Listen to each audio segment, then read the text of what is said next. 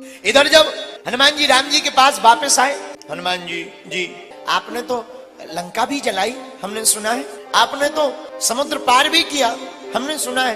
हनुमान जी वही आंखों में आंसू भर करके हाथ जोड़कर कहते, प्रभु हम आपके मुख से महिमा नहीं सुन सकते। राम जी बोले क्यों?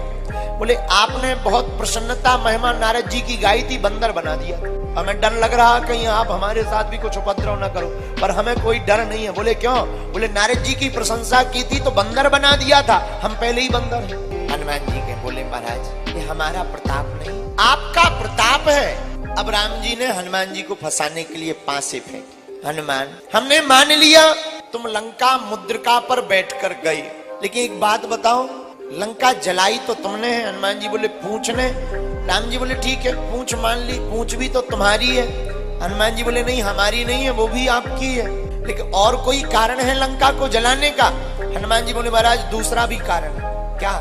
हनुमान जी हाथ जोड़ के बोले सरकार 5 लोगों ने मिलकर लंका जलाई है, FIR केवल हम पे ना हो। किन किन ने? हनुमान जी हाथ जोड़ के बोले सरकार सीता के संताप ने, रावण के पाप ने, ब्राह्मणों के श्राप ने, आपके प्रताप ने और हमारे बाप ने लंका को जलाया है। राम जी मुस्कुरा कर बोले हनुमान जी हमें 4 तो समझ में आ गए, ये तुम्हारे पिताजी समझ में नहीं आए। सीता का संताप समझ में आ गया, ब्राह्मणों का श्राप समझ में आ गया, हमें अपना प्रताप समझ में आ गया और रावण का पाप समझ में आ गया, पर ये तुम्हारे बाप कौन थे? हनुमान जी बोले सरकार बुरा ना माने तो हकीकत बताएं। बोले बताओ। बोले हमने तो एक ही घर में आग लगाई थी, हमारे पिताजी कौन है?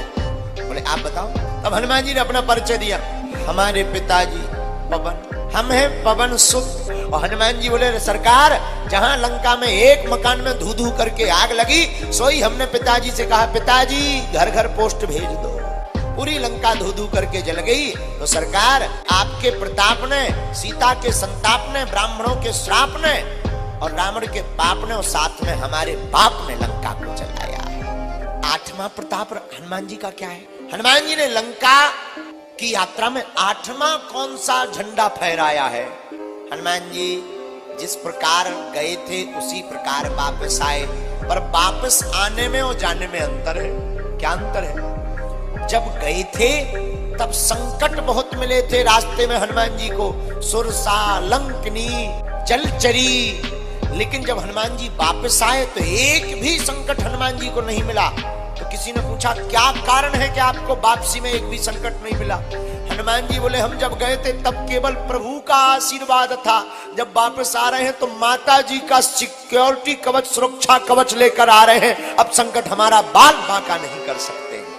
राम जी बोले हनुमान जी सरकार अब तो पक्का हो गया कि तुम बलवान हो और तुम ही चल करके वापस आए हो, ये तो तुम्हारा बल है। हनुमान जी हाथ जोड़कर कहते प्रभु आपने ठीक याद करवा दिया। बोले क्यों?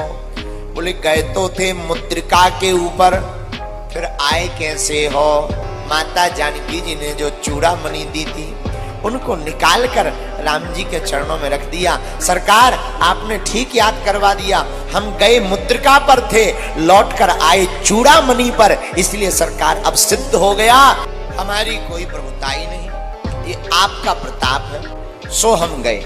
इन 8 प्रतापों को देखकर पता लगता है कि हनुमान जी ने छोटे भले ही रहे और छोटे बन बन कर हनुमान जी ने बड़े बड़े काम किए, और बड़े बड़े काम करने के बाद भी हनुमान जी ने अपने नाम एक भी श्रेय नहीं रखा। हनुमान जी ने सबका श्रेय राम जी के चरणों में रख दिया, इसलिए हनुमान जी निराभिमानी हो गए। और हमें यही सीखना चाहिए, श्रेय अगर हम खुद रख लेंगे तो अभिमानी हो जाएंगे, श्रेय अगर परमात्मा के चरणों में रख देंगे तो हम निराभिमानी हो जाएंगे।